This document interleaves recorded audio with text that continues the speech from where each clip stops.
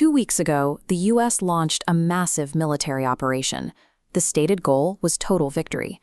Today, the desert is littered with the wreckage of American aircraft, and global markets are reacting with historic volatility.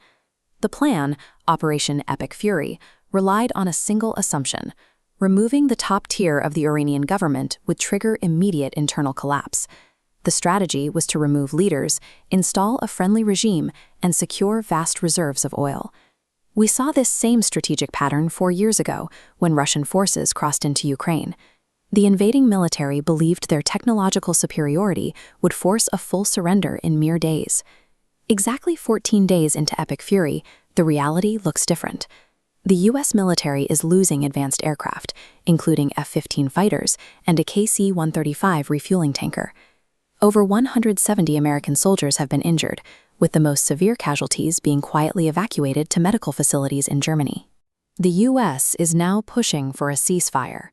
The architects of this operation misjudged the resilience of their target.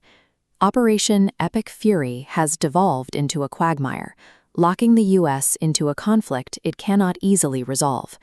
The Pentagon's initial strategy relied on the assumption that eliminating the established political structure would shatter the nation's resolve. They believed that without their long-standing leaders, internal opposition would rise up and the state would dissolve. Instead, the strikes cleared the path for a new supreme leader, Mojtaba Khamenei. He immediately used the devastating attacks to unify the public and consolidate power within the IRGC, the Islamic Revolutionary Guard Corps, which serves as the country's primary military and political force. By wiping out the old guard, the U.S. inadvertently empowered a far more uncompromising generation. The new leadership is rejecting America's calls for a ceasefire. They are laying down strict demands instead, requiring full war reparations and written international guarantees protecting their nuclear capabilities before they will even sit at the negotiating table. Before launching the first strike, the National Security Council bypassed the most obvious geographic risk in the region. They formulated no viable plan for how to respond if Iran blocked the Strait of Hormuz, the world's most critical choke point for oil distribution. Iran immediately targeted this exact vulnerability. They initiated an asymmetrical warfare campaign, using highly mobile units to shut down the strait. They have already set 3 separate commercial transport vessels ablaze, halting the flow of goods. This chart shows the immediate shockwaves sent through the global economy. As shipping companies refuse to send their crews into the dangerous corridor, we see a vertical spike in global oil prices, hitting $150 a barrel. In a highly unusual public statement, the U.S. Navy admitted they lack the defensive capacity to fix the problem. Their offensive operations are consuming all available resources, leaving them unable to provide safe escort for commercial tankers through the region. By failing to account for basic geoeconomic realities, the administration surrendered control of the war's timeline. They launched a targeted strike and triggered a global financial crisis. The physical cost of the conflict is compounding by the hour. Over 150 American troops have been wounded.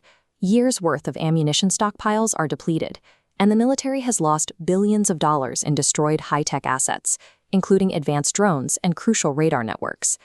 This rapid depletion of American resources is directly threatening the stability of key Gulf allies like the UAE and Saudi Arabia. The U.S. is too thinly stretched to defend their infrastructure from retaliatory missile strikes, causing these regional economies to lose billions of dollars in trade and damaged facilities. The financial damage is so severe that major Gulf economies have begun actively reviewing their trillion-dollar sovereign wealth investments currently held in the United States. For decades, these countries outsourced their security to the American military. The last 2 weeks have demonstrated that relying on U.S. protection can quickly become a massive economic liability. The power dynamic of the conflict has shifted. Iran now dictates the pace of the war. By refusing American requests for a ceasefire, they are denying the U.S. military the time it needs to rebuild its depleted arsenal and reorganize its forces. Iran possesses a unique geopolitical advantage. Decades of international sanctions have insulated their domestic economy against sudden market shocks. They have spent years operating under extreme financial distress, while the highly interconnected Western world cannot survive a prolonged collapse of the global energy market. Back in Washington, the political fallout is intensifying. With midterm elections approaching, the administration is facing severe backlash from a public that is already struggling with soaring gas prices and the compounding daily cost of the war. The United States is now trapped in a cycle of diminishing returns. The military cannot deliver a quick victory, the Navy cannot protect regional allies, and the economy cannot sustain the financial drain of another conflict. As the war drives the president's domestic approval ratings to record lows, the focus is shifting from military strategy to political survival. We have to look at what lines an isolated executive branch is willing to cross to maintain control when its initial promises have failed. Facing intense pressure from voters and the midterms, the administration has begun a sudden narrative shift. Officials are now warning the public about the activation of Iranian sleeper cells, suggesting that a 9/11-style attack on U.S. soil is an imminent threat. Independent analysts and critics are sounding alarms about the timing of these warnings. They point to historical precedents where a manufactured domestic crisis, or a false flag operation, is used to unify a fractured nation behind a struggling leader. The logistical frameworks for a massive escalation are ready. The Pentagon has the plans drawn up for a full-scale ground invasion. They only need a catastrophic trigger event to justify sending thousands of troops into Iranian territory. A severe miscalculation led the military into a trap. Now, the danger lies in the refusal to accept that reality.